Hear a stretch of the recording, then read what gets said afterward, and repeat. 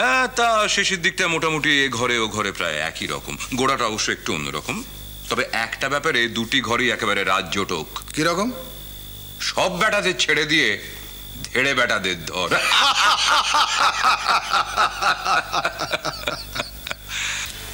না বড় জামাই বাবু, আপনারা বুঝতে পারছেন না, এ লক্ষণ মোটেই সুবিধের নয়।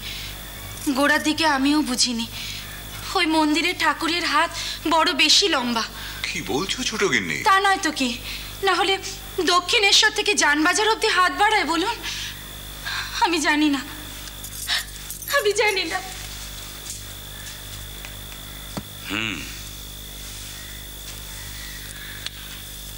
তাহলে ভূপালচন্দ্রই মূল অভিযুক্ত। কে গোপালচন্দ্র? আগে সাধু হবার ইচ্ছে হয়েছে? ছোট ভরসাতে চেলা হতে চাও? আমি সব খবর জানি। তোমার গতিক ধরন তো সুবিধের নয় বাপু।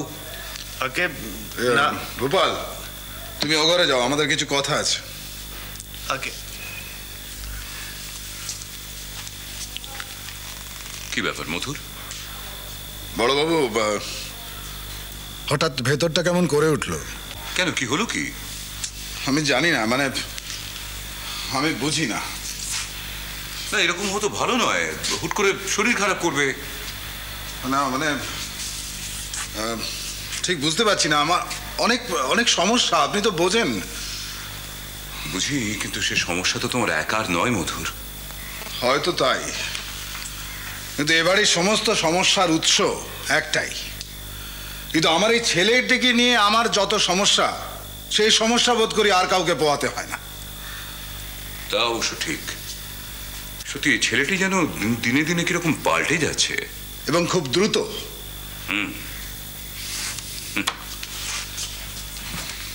কি জানো ভায়া,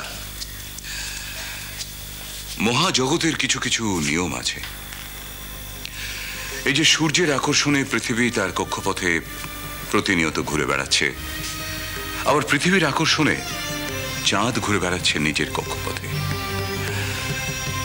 এইরকমই একটা দুটো আরো অনেক অনেক গ্রহ উপগ্রহ, তারা একে অন্যকে ঘিরে সৃষ্টি করেছে একটা মহাজাগতিক আবর্তন। সৃষ্টির রহস্য লুকিয়ে আছে এর মধ্যেই।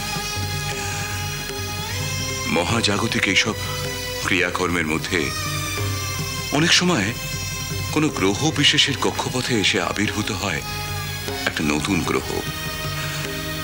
তখন যে গ্রহ বেশি শক্তিধর, তার আকর্ষণ বা বিকর্ষণের একটা কোনো প্রভাব অন্য গ্রহের উপরে তো পড়বেই। এটাই বিজ্ঞান। আবার মহাজাগতিক এই নিয়মের প্রতিফলন কিন্তু এসে পড়ে আমাদের জাগতিক নিয়মেও। ধরুন, আমাদের এই জগতেও তুমি আমি আমরা সমস্ত মানুষজন সবাই যে যার নিজের কক্ষপথে ঘুরে চলেছি। আমাদের সেই কক্ষপথে হঠাৎই আবির্ভাব ঘটেছে একটা নতুন গ্রহের। এসেছে এক শক্তিধর নতুন জীবন, ছোট বরজাত। তার প্রভাবে আমাদের সকলের জীবনে কিছু কিছু নতুন ঘটনা তো ঘটবেই। এতে তো বিচলিত হওয়ার কিছু নেই মধুর। বড়বাবু, ভালো করে ভেবে দেখো।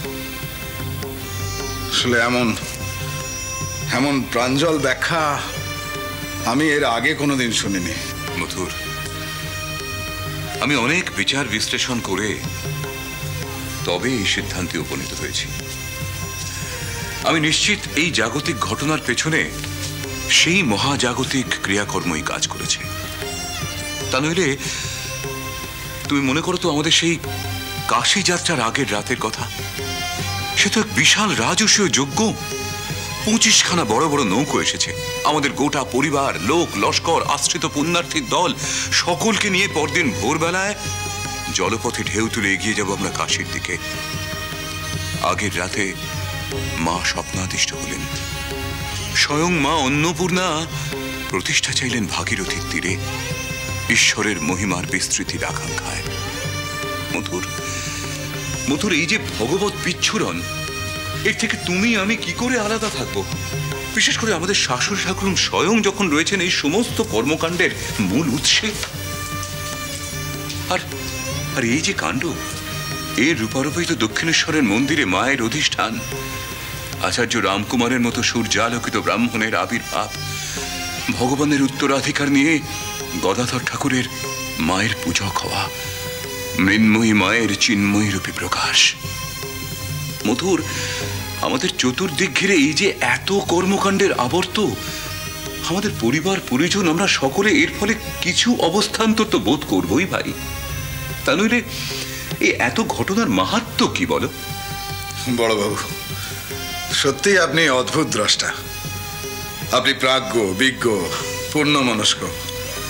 আপনার এই দিক নির্দেশে আমি সত্যি আজকে চোখ মেলে তাকালাম। মধুর, বড়বাবু, সত্যি কথা বলছি, এখন আমি অনেকটাই স্থির বোধ করছি।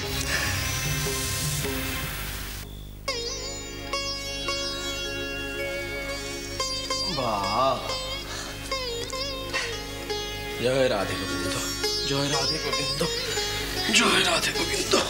বাহ, কি সুন্দর! এই তো কত নিষ্ঠা নিয়ে সব কাজ করছো, দেখে আমার চোখ প্রাণ সব জুড়িয়ে যাচ্ছে গো। তোর কি মনে হয় আমার নিষ্ঠা নেই? যা, আমি তাই বলেছি। তাহলে তোমার সব ভালো, শুধু ওই এক বজ্ঞা ভাবটুকু ছাড়া। আর কি করবো বল, তোর মতো ঝালে ঝোলে অম্বলে চলার চল তো আমার নয়। ভগবান তো সব জায়গাতেই গো। এই রে, আবার দুলে দুলে জ্ঞানের কথা শুরু করলি। ঠিক আছে ঠিক আছে, আর বলবো না। আসলে কি জানো দাদা, তুমি আজকাল আমার সব কথাতেই দোষ নাও।